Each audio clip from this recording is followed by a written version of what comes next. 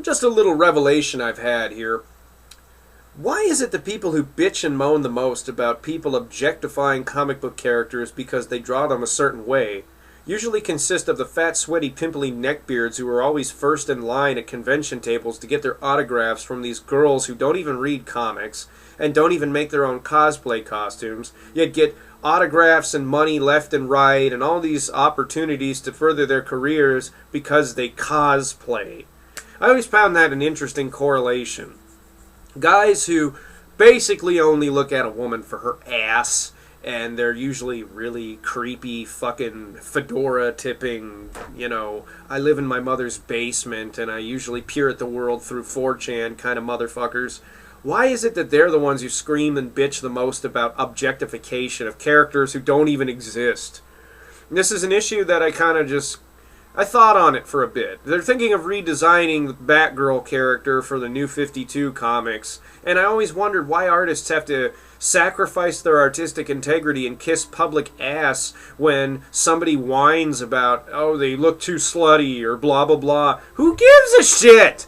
You're buying a product that was created by someone else and you willingly paid money for it, which means at some level you actually accepted the fact that it was going to turn out the way you saw it.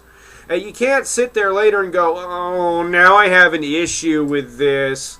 I mean, because then what are you going to do? Censor all comics? I guess the first thing you should do then is eliminate Deadpool, because, everything about that, And I mean, a lot of people, they bitch about how Harley Quinn, for example, appears in Suicide Squad. They're like, oh, she's not her original self anymore. She's all slutty, and she's just kind of a whore, and blah, blah, blah, and her character's totally different. And I'm like, you stupid idiot. Of course she's different. It's a person's different interpretation of your famed Harley Quinn character. That's one of my favorite characters in all of comics. And then they start bitching about how she is in the New 52 series as well, her own series. Well, guess what, assholes? Different people have different interpretations of different characters. And if you really want to make a character in your idea of what they should be, get yourself a fucking pencil and a sketch pad and make your own version. I mean, how the hell do you think these people got into comics in the first fucking place? Duh! I mean, they just didn't sit around one day and say, I'm a comic book artist now. No, they wanted to change what they saw. They wanted to change the storylines because maybe they were bored with the current storyline. Or maybe they were bored with a character abiding by certain rules. For a while I was reading a Batman comic where basically, God, I can't even remember. I don't think it was Bane. I think it was somebody had replaced Batman and he'd been reduced to just a fucking sniveling goddamn maniac who was bashing people the fuck in the face with a piece of wood with nails driven in it. And this is old, way back, like mid-fucking 90s. I don't even think I could dig this comic book up anymore if I wanted to. And trust me, I've got quite a collection.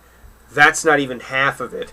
That shit I have back there isn't even 1% of it. That's just what I like to display. I have like 30 to 40 more long boxes worth of those. Anyway, yada yada yada.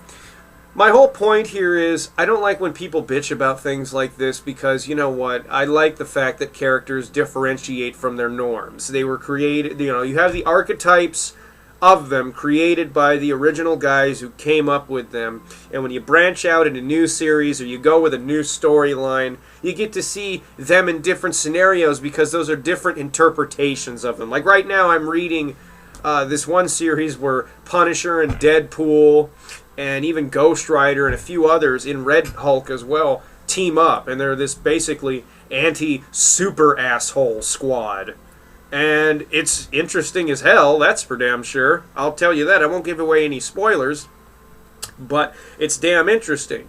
Normally you would never see something like this, because frankly, if Deadpool and fucking Castle were in the same room together, 30 seconds later, they'd be beating the unholy shit out of each other because he just couldn't get fucking Wade to shut the hell up. So, I like things like that, like the image of Castle trying, or at least attempting to, beat the shit out of Deadpool out of pure annoyance because it's fucking funny.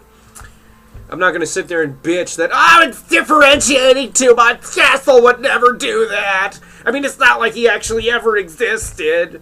You know, it's not like anything like that. But yeah, just shut up and enjoy what you got. Otherwise, people will just have to censor comics to the point to where all comics will be rated E for everyone. And you might as well just buy My Little Pony comics because everything will just be as squeaky clean and fucking irritating. Anyway, I'm some guy in the internet, and you are too. Hooray!